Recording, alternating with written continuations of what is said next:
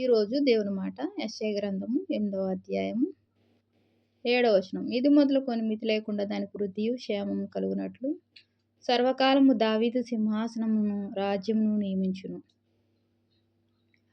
న్యాయము వలనను నీతి వలనను రాజ్యమును స్థిరపరచుటకు అతడు సింహాసనాసీనుడై రాజ్య పరిపాలన చేయను.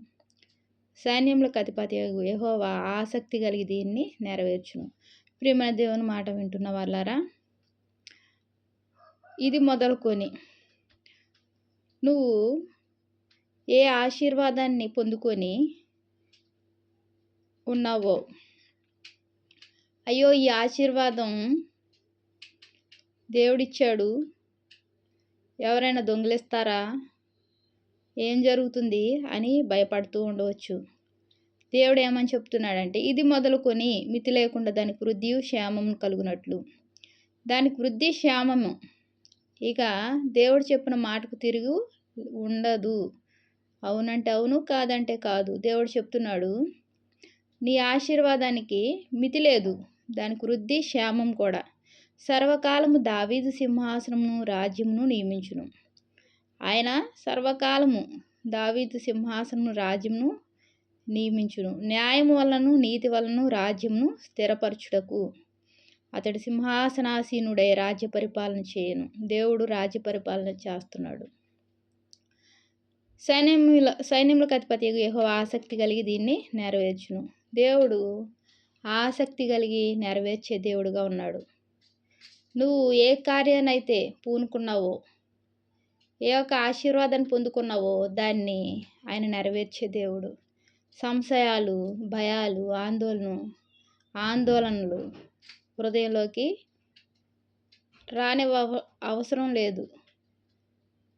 ఆందోళన వస్తుందా, భయం వస్తుందా, దానికి దూరంగా తొలగిపోవడమే మనకు ఆరోగ్యం. ఎందుకంటే ఆయన ఒక మాట చెప్పాడంటే దాన్ని పూర్తిగా నెరవేర్చే దేవుడు. ఆయన గొప్ప దేవుడు. ఆయన కార్యం నెరవేర్చే దేవుడు. ఆయన ఆసక్తి కలిగి నెరవేర్చే దేవుడు.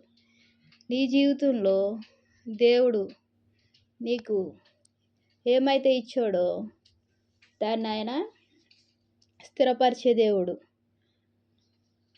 వృద్ధి క్షేమం కలుగజేసే దేవుడు. అంత మాత్రమే కాకుండా ఆయన కార్యములను ఆసక్తి కలిగి ఆయన నెరవేర్చే దేవుడుగా ఉన్నాడు.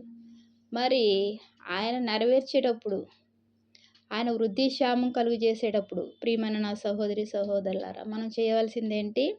ఆయన పాదాల చెంత మనం ప్రార్థించడమే.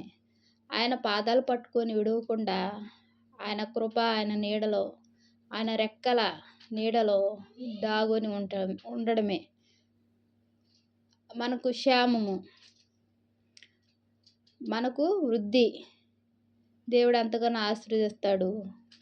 ఆయన ఆశీర్వాదాలను మనపై నిండుగా మెండుగా కుమ్మరిస్తాడు. ఆసక్తి కలిగి దేవుడు ఆయన తలంచిన కార్యాన్ని, ఆయన పూనుకున్న కార్యాన్ని నెరవేర్చే దేవుడు. దేవునికి వందనాలు. ప్రార్థన చేసుకుందాం. మహాప్రేమ గల తండ్రి, కృపగలనన్నీ ఎన్నో వందనాలు, స్తోత్రాలయ్యా.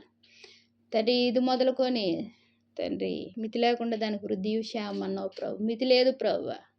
నువ్వు వృద్ధి కలుగు చేస్తే, నువ్వు క్షేమం కలుగు చేస్తే మితి లేదు ప్రభువా.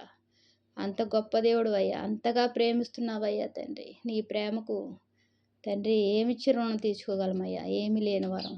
వాక్యం వింటున్న ప్రతి ఒక్కరిని నువ్వు ఆశీర్వదించడానికి పూనుకున్నావయ్యా. నువ్వు ఆశీర్వదించడం మొదలుపెట్టావు తండ్రి.